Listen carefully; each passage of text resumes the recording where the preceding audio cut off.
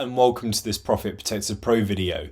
Now, it's been a while since I've done one of these sort of like straight up just me and the camera videos.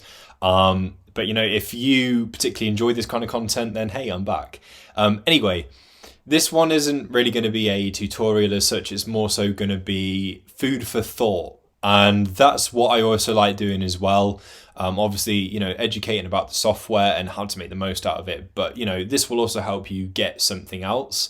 And so, yeah, basically what this is all about is reevaluating your sort of like Profit Protector Pro setup.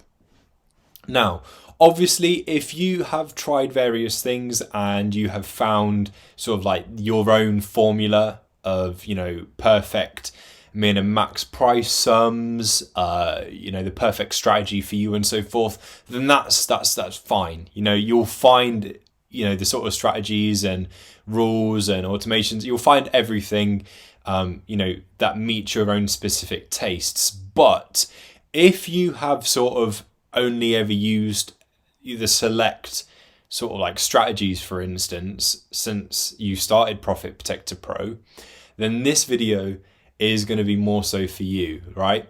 So as an Amazon seller, this is just a general rule. It's important that even when you are at a level whereby you are comfortable, to still try and push yourself to achieve new things, to try new things, right? Sometimes comfortable doesn't always mean the very best of success. And, you know, the best business people out there are, you know, those that don't ever sort of like settle. Like settling is kind of like the killer of innovation and, you know, in some senses progress, right?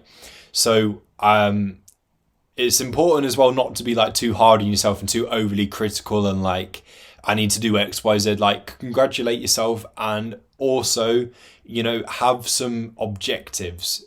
You might have been doing Amazon for years and, you know, found routines and things that work out. But even if things work out really well, how do you know if, you know, doing X, Y, and Z couldn't make everything better, right? And that's how you can achieve truly great things in a business, by taking some risks, trying something new, you know, pushing yourself to not ever just, you know, completely 100% settle, right? So bringing this back down to Profit Protector Pro land, in terms of repricing strategies and such, let's say from the get-go you have been using the aggressive strategy, one of the aggressive ones, and you've not really used much else. Now, the aggressive ones might work out really well for you, and yeah, they could be the strategy for you. And of course, it also depends on your goals and the situations of your listings and such. So I'm not saying this is something you'd have to do for absolutely every single listing, but for one or two where it can make sense to, try a new strategy. Because how do you know that, say, if you never used the cautious sales enhancer, how do you know that it wouldn't work out really well for you? Do you see what I'm getting at? So try a new strategy on just one or two listings. It doesn't have to be all of them, where it might make sense to, where you think that, you know, it would be acceptable to make that change and sort of like test and try, and see how it works out. Obviously, if the results are the same, or it's not quite the same for you as when using the aggressive one in that sense, then, you know, try the aggressive or try a balanced or something like that. But if it does better, then again, not for all of your listings, but for a group of them, it could be that the cautious strategy makes more sense at that point because you've tested it, you know how it would work, and you think, oh, hold on a minute, you know how the algorithm works, the strategy that it uses to win the buy box, like it makes sense.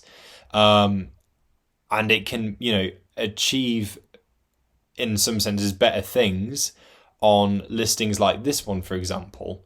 So try new things. If you haven't tried an automation yet, use an automation. If anything, it just takes a little weight off of your shoulders in terms of your workload, because you don't have to go manually changing absolutely everything. You just choose the scenario, choose the action, and boom, Profit Protector Pro does it for you. Min and max price rules.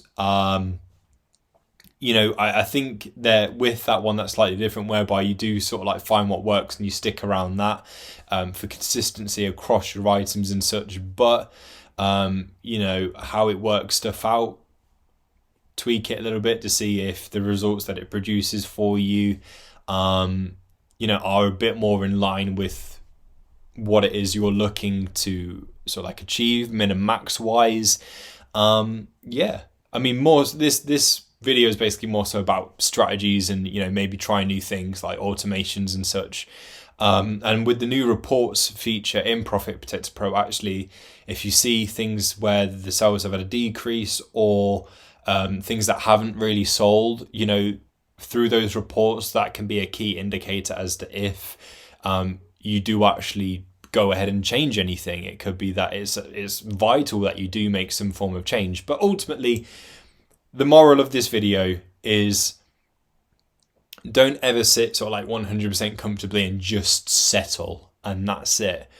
Have times where you reevaluate and such. And again, throwing it back, don't be too overly critical because that will just do you in.